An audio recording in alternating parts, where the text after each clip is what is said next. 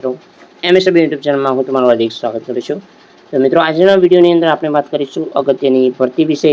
Gujarat railway અંતર્ગત Indian રેલવેની અંદર અગત્યની ભરતી આવી છે। સૌથી વધુ જગ્યાઓ છે।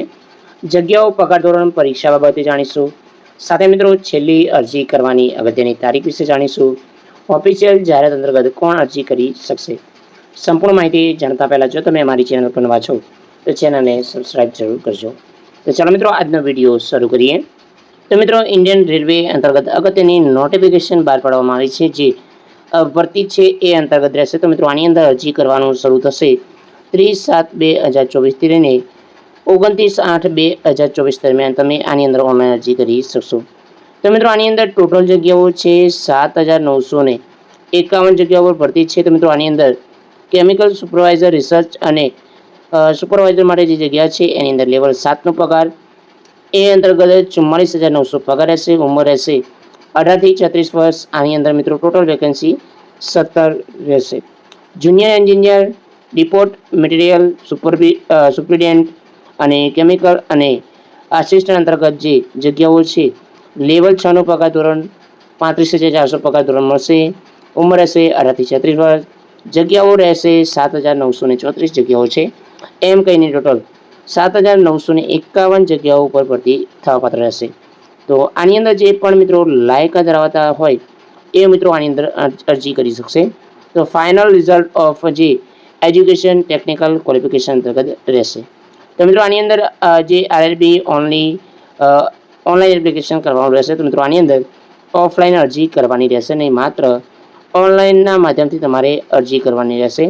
તો મિત્રો આની અંદર જે સાચી માહિતી તમારે આની અંદર ભરવાની રહેશે। મિત્રો એસસી, એસટી, ઓબીસી, ઈડબ્લ્યુએસ અને મિત્રો ઈબીસી અંતર્ગત જે પણ કેન્ડિડેટ છે એમને કાસ્ટ સર્ટિફિકેટ લાગુ પડતા હોય એ તમારે ઓનલાઈન અપલોડ કરવાના રહેશે।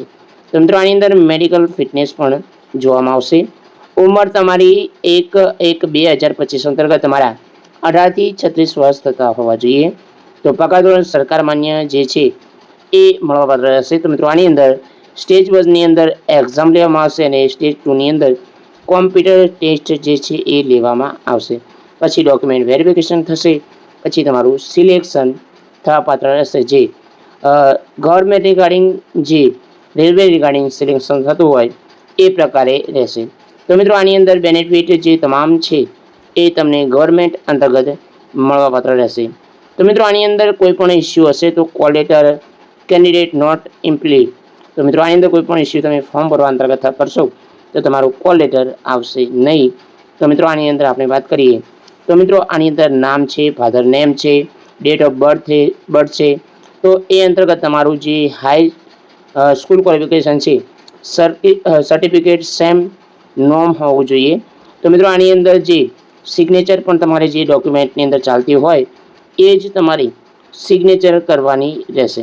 તો મિત્રો આની અંદર અગત્યની ભરતી વિશે સંપૂર્ણ માહિતી આપેલી છે। સાથે મિત્રો આની અંદર વધુ માહિતી માટે તમને મોબાઈલ નંબર આપેલો છે, જે તમે કોલ કરી અને વધુ માહિતી મેળવી શકો છો। તો મિત્રો જે જગ્યાઓ આપેલી છે, જે આપણે વાત કરી રિસર્ચ અને સુપરવાઇઝર માટે 18 થી 33 વર્ષ ઉંમર છે। તો મિત્રો આની અંદર જે પણ કેન્ડિડેટ છે એ ઉંમર પ્રમાણે તમારે અરજી કરવાની રહેશે। તો 5 વર્ષ એસસી એસટી માટે છૂટછાટ, ઓબીસી માટે 3 વર્ષની તમને છૂટછાટ મળવાપાત્ર રહેશે। તો એજ્યુકેશન ક્વોલિફિકેશન અંતર્ગત આપણે વાત કરીએ કે જે પણ મિત્રો એજ્યુકેશનની અંદર ટેકનિકલ ક્વોલિફિકેશન તમે કરેલી હોવી જોઈએ, આઈટીઆઈ છે।